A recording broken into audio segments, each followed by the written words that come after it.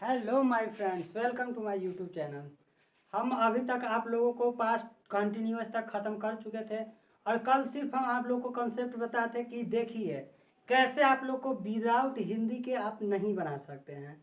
सो आप लोग दिग्भ्रमित ना हो और ध्यान से पढ़े। और हम जैसा कि बोले हैं, जहाँ तक आपको हेल्प चाहिए वहाँ तक हेल्प करेंगे और जितना हो सके संभव उतना आप लोग के लिए सिंपल करने की कोशिश करेंगे। फिर भी आप लोग हिंदी कोशिश करने का ज़रूर करें और आप ज़्यादा से ज़्यादा याद करने की कोशिश करें। याद करना बहुत ज़रूरी है। अगर वर्ड मीनिंग नहीं याद कीजिएगा, इंग्लिश आपसे नहीं बनेगी। तो वर्ड मीनिंग इंग्लिशों का खेल है। अगर इंग्लिश सीखना चाहते हैं, अगर बेहतर बनना चाहते हैं, तो आपको वर्ड मीनिंग तो थोड़ा बहुत सीखना ही पड़ेगा। सो देखते हैं आज आप लोग को, जैसा कि कल बोले थे कि चूज द करेक्ट सेंटेंस। ये आपका सेंटेंस दिया गया है, इनमें से एक कोई सही होगा, बाकी 3 गलत होंगे, 2। सो आपको ये बनाना है। इससे पहले हम कुछ और आगे नियम बढ़ जाते हैं, आप लोग को सिखा देते हैं और उसके बाद हम लोग फिर आगे बढ़ेंगे, धीरे धीरे इसको सोल्व करेंगे जैसा कि लास्ट में करते हैं। चलिए, तो कंटिन्यूअस हम ख़त्म कर चुके थे। अब आप लोगों के लिए आते हैं पास्ट परफेक्ट टेंस। कौन टेंस अब हम लोग चलेंगे? Past perfect tense. Past perfect tense. देखिए सिंपल सा इसका भी डिफिनेशन है। जैसे प्रेजेंट के याद किए थे डिफिनेशन, वैसे ही पास्ट का है। सिर्फ वहाँ लिखना है भूतकाल, वर्तमान काल में, और इसमें क्या लिखना है? भूतकाल में। बस यही है अंतर। याद के यदि वाक्य से यह मालूम हो, क्या लिखिएगा इसका डिफिनेशन? यदि वाक्य से यह मालूम हो कि भूतकाल में कोई काम समाप्त हो गया है।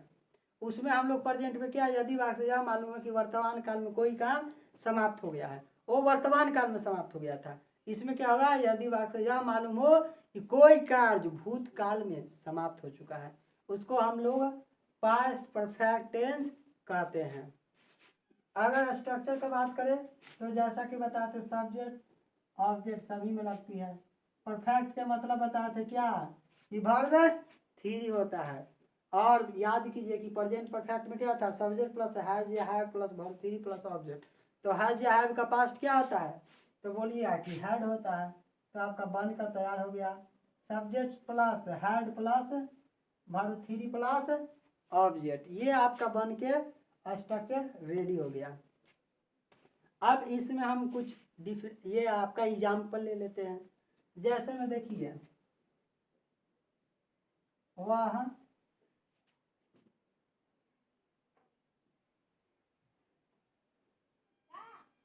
वह 2 वर्ष पहले, 2 वर्ष पहले मर चुकी थी। देखिए इस वाक्य से क्या हम लोग को पता चला? इस वाक्य से पता चला कि जो भी वह लड़की थी वो क्या हो गई? 2 वर्ष पहले ही चल बसी। यानी कि पहले ही क्या हो चुका था? काम खत्म हो चुका है। कितना साल पहले? 2 साल पहले। तो इसका स्ट्रक्चर के अनुसार बनाएंगे सब्जेक्ट। तो सी है, चूंकि लड़की है तो लड़की के लिए क्या कहेंगे? सी कहेंगे। उसके बाद हैड, उसके बाद मरना क्या होगा? डाइड। वर्ब 3 डाइड हो जाएगा। सी है डाइड कितना वर्ष पहले? 2 साल पहले। तो क्या लिखेंगे? 2 ईयर्स बिफोर, या 2 ईयर्स। अगर बिफोर नहीं लिखना चाहते हैं तो लिख दीजिए एगो। She had died 2 years before या 2 ईयर एगो।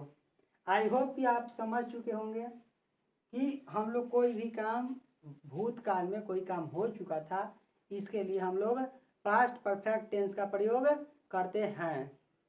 आई होप कि आप लोग समझ रहे होंगे। और आप लोग को देखिए याद करना बहुत ज़रूरी है। अगर नहीं याद करते हैं ना तो बहुत दिक्कत होने वाला है। सो हम कहेंगे कि आप डेली याद कीजिए। ऐसा नहीं कि काम चालू कर दीजिए।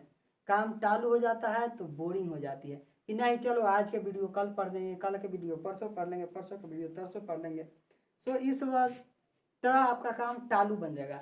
और काम चालू बन जाएगा तो अच्छा नहीं रहेगी, नहीं सीख पाएंगे। तो यही था पास्ट परफेक्ट का, लेकिन पास्ट परफेक्ट का क्वेश्चन यहाँ से नहीं आता है। क्या समझे? पास्ट परफेक्ट का क्वेश्चन अगर चाहिए तो आपको यहाँ से नहीं आता है। तो बोलिएगा कि क्वेश्चन आता कहाँ से, वो हमें सिखा दीजिए। तो अब हम उस पर काम करने वाला है कि आपका क्वेश्चन आता कहाँ से है। तो नियम लिखने के लिए हो जाइए रेडी। चलिए नियम लिखने के लिए हो जाइए रेडी। नियम लिखिए, बोर्ड पर लिखवाएंगे टाइम ज़्यादा लग जाएगा। सो नियम लिखिए, नियम लिखने की कोशिश कीजिए। लिखिए, यदि भूतकाल में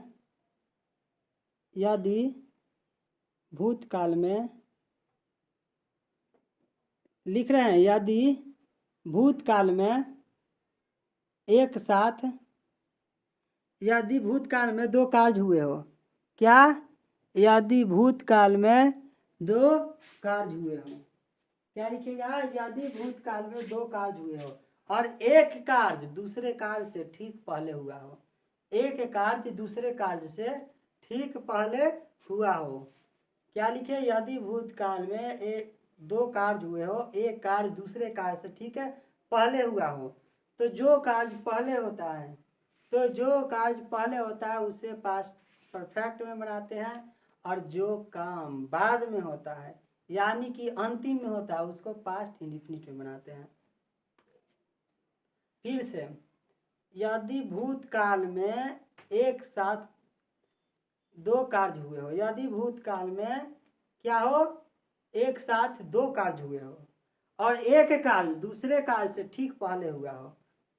एक कार्य दूसरे कार्य से ठीक पहले हुआ हो, तो जो कार्य पहले होता है उसे पास्ट परफेक्ट में, और जो कार्य बाद में होता है उसे पास्ट इंडेफिनिट टेंस में बनाते हैं। आई होप कि आप लिख चुके होंगे। एग्जाम्पल देखते हैं।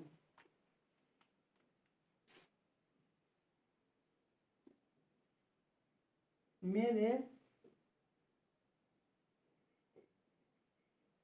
आने के पहले वह खा चुकी थी। देखिए इस वाक्य से क्या पता चला? देखिए भूतकाल में दो कार्य हुआ, एक मेरा आना और उसका खाना।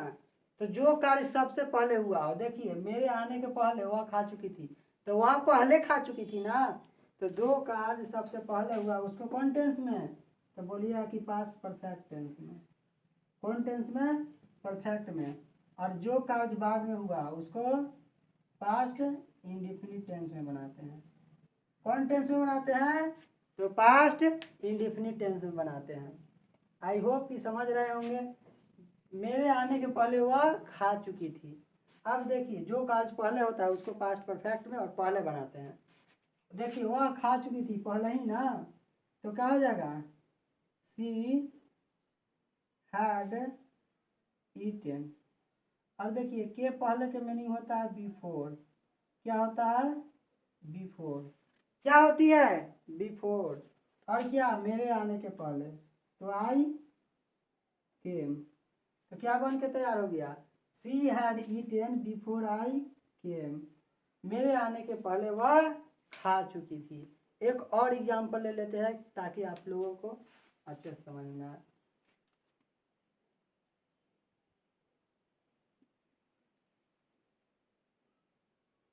राधा को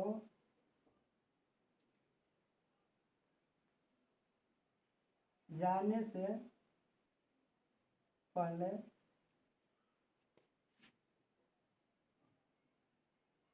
बारिश हो चुकी थी। अब देखिए इस वाक्य में भी समझ लिया। क्या पता चला है कि पहले बारिश खत्म हो गया और तब उसके बाद राधा गई, यानी कि राधा को जाने ही से पहले क्या हो चुका था? बारिश खत्म हो चुका था। तो क्या बनाइएगा? इसको परफेक्ट में बना देंगे और इसको पास्ट इंडेफिनिट में बना देंगे। आई होप कि दिखाई दे रही होगी जहाँ तक हमने लिखा है।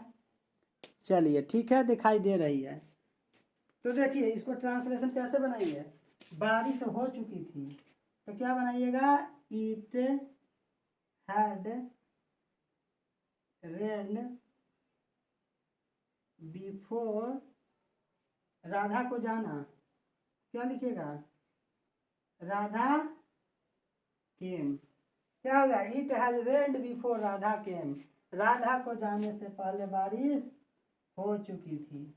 यहाँ तक आप लोग समझ चुके होंगे। अब इसको डिलीट कर देते हैं और आप लोग को और नियम समझाते हैं।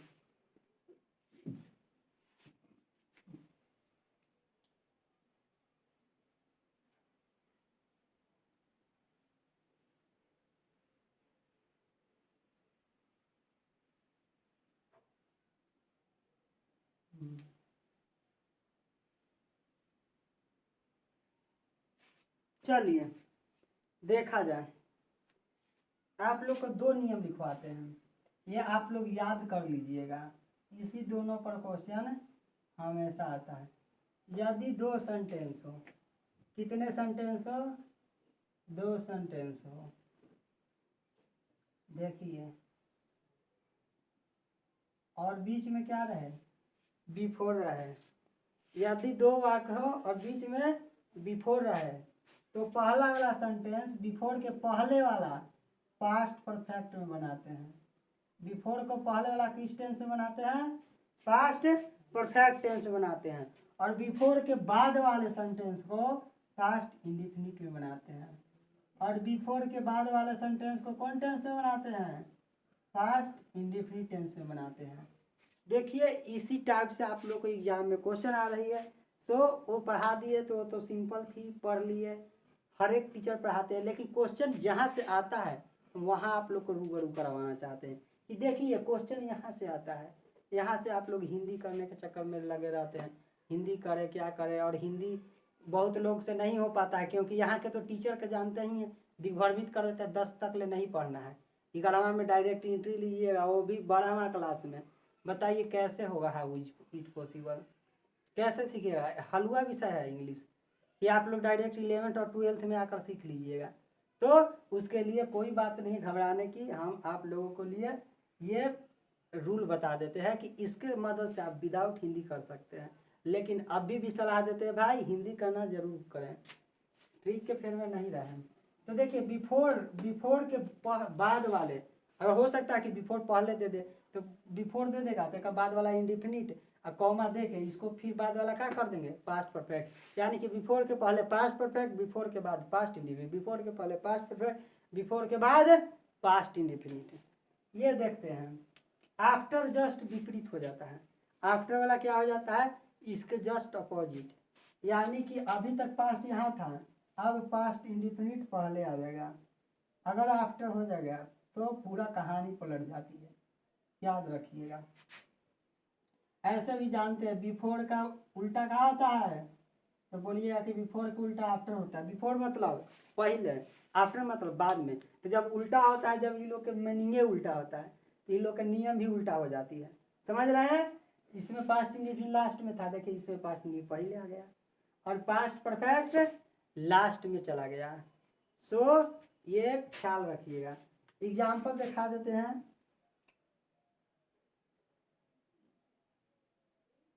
Before Ram come the doctor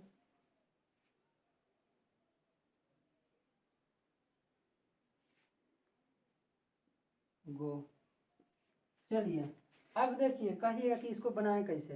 तो देखिए बिफोर के बाद वाला सेंटेंस कौन टेंस में बनेगा, तो याद कीजिए कि बिफोर के बाद वाला बोले थे पास्ट इंडिफिनिट में, तो क्या हो जाएगा, बिफोर राम कम नहीं केम, क्या हो जाएगी, केम। भर टू कर देंगे तो डॉक्टर क्या, डॉक्टर हैड गॉन, क्या कर दीजिएगा, द डॉक्टर हैड गॉन। याद कीजिए कि बिफोर के पहले वाला देखिए लास्ट में सिर्फ बदल के लिख दिए हैं, कोई फर्क नहीं। तो doctor had gone before Ram came, यानी कि राम के आने के पहले डॉक्टर जा चुके थे। क्या थे, डॉक्टर पहले ही चल गए, उसके बाद राम आया। तो देखिए इसको पलट के देता है, doesn't matter, don't be afraid, भयभीत मत होइए, कोई फर्क नहीं पड़ता है। बिफोर के बाद वाला आप लोग को लिए सिंपल बना दिए, बिफोर के बाद वाले हम लोग पास्ट इंडिफिनिट में और बिफोर के पहले वाला बात पास्ट परफेक्ट में बनाते हैं। सो आई होप कि यहाँ तक समझ चुके होंगे। आज ये दोनों रूल था, दोनों रूल हमको ख़त्म करना था। आई होप कि समझ गए। अब हम लोग इसके आगे थोड़ा सा बढ़ जाते हैं। आज पास्ट परफेक्ट कॉन्टिन्यूअस टेंस ख़त्म कर देते हैं, यानी कि पास्ट पूरा ख़त्म कर देते हैं। इसको अपना कॉपी में नोट डाउन कर लीजिएगा, बहुत इंपॉर्टेंट नियम है, क्वेश्चन यहाँ से आता है। सो वीडियो को पॉज कर लीजिएगा, पॉज करके आप लोग लिख सकते हैं आराम से।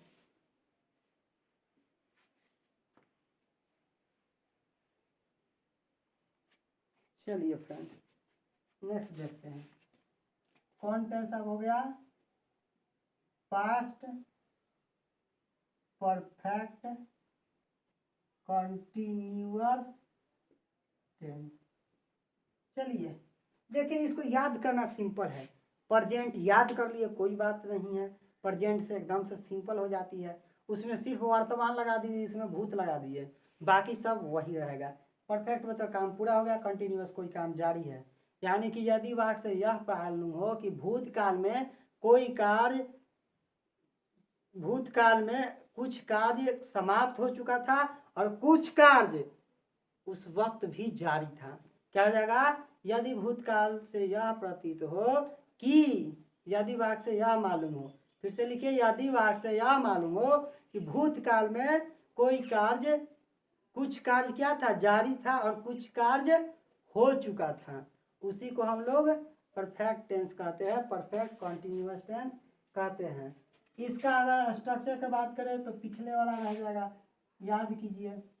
पिछले वाला में क्या याद किए थे? तो हैज हैव लिया, तो हैज हैव का वर्ब थ्री हैड हो जाएगा, वहाँ भी बीन था, यहाँ भी बीन हो जाएगा।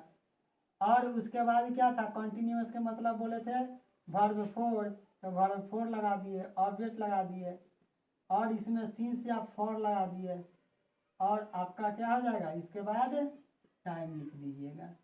ये आपका स्ट्रक्चर बन के रेडी हो गया। ये स्ट्रक्चर बन के क्या हो गया? आपका तैयार हो गया। यानी कि subject plus had plus been plus verb four plus object, या अदर वर्ड बोलिए, सिंस या फॉर प्लस टाइम। यही था, इससे क्वेश्चन नहीं आता है। क्या? पास्ट परफेक्ट कंटिन्यूअस टेंस से क्वेश्चन नहीं आता है, इसलिए ज़्यादा हम लोग नहीं पढ़ेंगे। इसका डिफिनेशन देख लिए, स्ट्रक्चर देख लिए, काफ़ी अगर आ गया तो स्ट्रक्चर क्लियर है। अब हम लोग आते हैं, ये क्वेश्चन आपके लिए आज 5 ही सवाल लिए, क्योंकि स्पेस नहीं बच पाया। जैसा कि देख सकते हैं कि बोर्ड पर एक के 3-3 को लेना था। ऐसे तो 4 उदाहरण, 4 ऑप्शन रहते हैं, लेकिन हमने 3 ही ऑप्शन लिया है ताकि ज़्यादा से ज़्यादा क्वेश्चन हम बनवा सके। तो जल्दी से बताइए पहला वाला का आंसर क्या होगा? जल्दी से बताइए पहला का आंसर क्या होगा?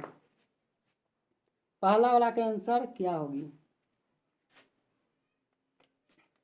तो देखिए फर्स्ट वाला के हम लोग देखे यहाँ पर, यहाँ कौन टेंस है? फाउंड। फाउंड देखे तो जैसे ही आप लोग वर्ब के फॉर्म याद किए होंगे, फाइंड, फाउंड, यानी कि वर्ब टू है, और वर्ब टू यानी कि पास्ट टेंस है। पास्ट किसके साथ रिलेशन बनाएगा? तो बोलिएगा कि पास्ट, पास्ट के साथ रिलेशन बनाएगा। तो देखिए पास्ट ये है, हो सकता है प्रेजेंट, तो पास्ट प्रेजेंट के साथ कभी रिलेशन नहीं बनाएगा। तब बोलिए कि कौन होगा? तो देखिए यहाँ पर पास्ट इंडिफिनिट है, और अंतिम में भी, बाद में भी पास्ट इंडिफिनिट है, तो हमको लग रहा है कि वही आंसर सही है। लेकिन देखिए आप लोग को थोड़ा सा कंफ्यूजन होगी, क्योंकि इसमें कहिएगा कि वाज है, इसमें आईएनजी है, ये नहीं है, तो गलत होगा। लेकिन समझने की कोशिश कीजिए। देखिए मैंने पाया कि माई पॉकेट वाज पिक्ड, मैंने पाया कि मेरी पॉकेट क्या हो चुकी है? कट चुकी थी।